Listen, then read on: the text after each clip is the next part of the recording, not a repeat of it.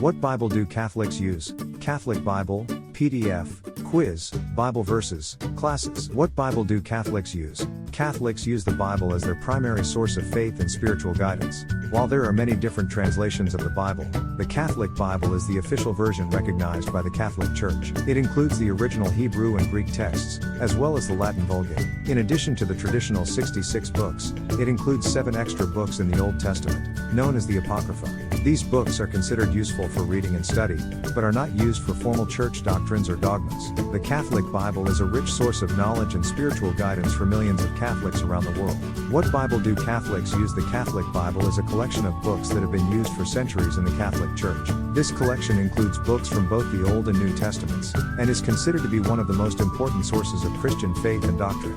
In this blog post, we will discuss the history of the Catholic Bible, the reproduction processes of the Catholic Bible through time, and the differences between the Catholic Bible and other Bible versions. We will also examine the languages used in the Catholic Bible, the divisions of the Catholic Bible, and the Catholic Church's use of the Bible. History of the Catholic Bible. The Catholic Bible is an ancient collection of books that have been in use in the Catholic Church for centuries. The first edition of the Catholic Bible dates back to the 4th century, when it was compiled by St. Jerome. This edition included all of the books of the Old and New Testaments, as well as a few additional books. Over the centuries, the Catholic Bible has been revised and updated numerous times, though the core books of the Bible have remained the same. Overview of the Catholic Bible. The Catholic Bible is made up of 73 books, which are divided into 2 sections, the Old Testament and the New Testament. The Old Testament contains 46 books, while the New Testament contains 27 books. These 73 books are considered to be the standard of the Catholic Bible, and they are used by Catholics worldwide. Reproduction processes of the Catholic Bible through history. Throughout its history,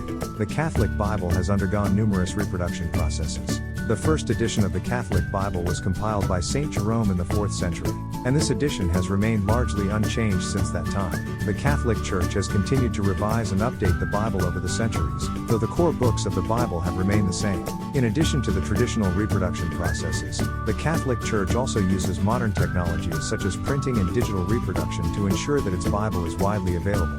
Handwritten copies of the Bible. Preparation of the manuscript. Before any manuscript could be copied, it was necessary to prepare the original manuscript by cleaning and trimming the parchment and then rubbing it with chalk to prepare it for writing. The parchment was then stretched on a frame and secured with thongs so that it would remain taut while being written. Ink. The ink used by scribes was a mixture of lampblack, gum arabic, and water. It was applied with a quill pen made from a goose feather. Writing. The scribe would begin by drawing a grid of horizontal and vertical lines that would help him maintain alignment and ensure that the text was evenly spaced. He would then begin to write the text, often using a stylus to make sure the letters were properly formed. Illumination. Illumination was a decorative art form used to enhance the look of a manuscript. This could include ornamental letters, illustrations, and decorations. Rubrication. Rubrication was the process of inking over the letters or sections of a manuscript with a different color ink. This was used to emphasize certain passages or to draw attention to key points. Binding. Once the manuscript was completed, it was then bound together with a cover or binding material. This could range from a simple cord to intricate and ornate covers made from precious materials. Conservation. Conserving the manuscript was an essential step. The parchment was treated with a special mixture of beeswax and tree sap to protect it from damage. These were the steps used in the handwritten copying of Bibles by Catholic scribes. The importance of these steps was to ensure that the manuscripts were of the highest quality and that the text was legible and easily understood. Throughout history, scribes have been responsible for the production of handwritten copies of the Bible. The process of creating these manuscripts was a laborious one, often taking years to complete. In addition to the massive amount of time required, scribes also had to use specific materials and techniques to ensure accuracy and quality. Moreover, the errors found in handwritten manuscripts of the Bible, while not always intentional, still exist and must be accounted for.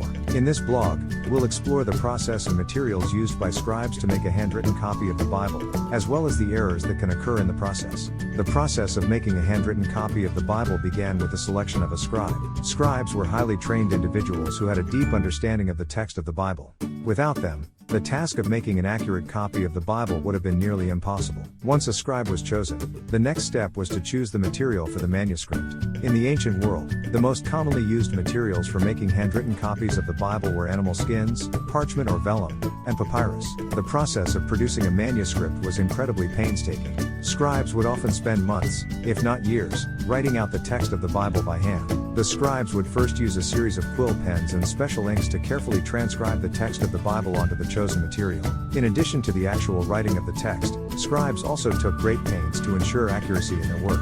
They would often use a variety of methods such as cross-referencing and word matching to ensure that their copy was as accurate as possible.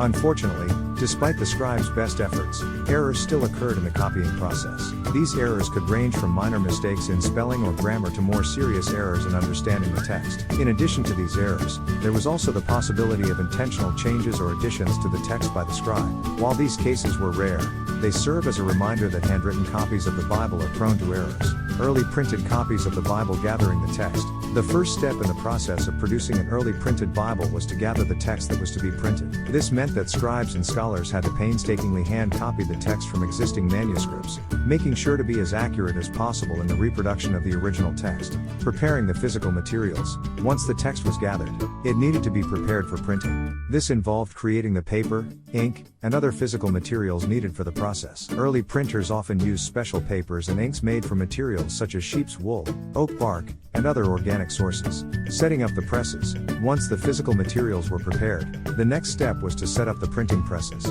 This involved arranging the type, setting up the presses, and ensuring that everything was ready for the printing process. Printing the text. Once the presses were set up, the text was then printed onto the paper. This involved a laborious process of setting type, inking the type, and then pressing the paper onto the type to transfer the ink. Finishing and binding. Once the text was printed, it then needed to be finished and bound. This involved trimming the edges, folding the pages, and stitching them together. The binding was then often covered in leather or other materials to protect the text. Finalizing the Bibles. Finally, the Bibles were ready to be distributed to the public. This involved checking the accuracy of the text, and then distributing the copies to religious institutions or booksellers. The Bibles were often inscribed with special dedications and the dates of printing. Father, grandfather, minister, missionary, deacon, elder, author, welcome to our family. You all posts.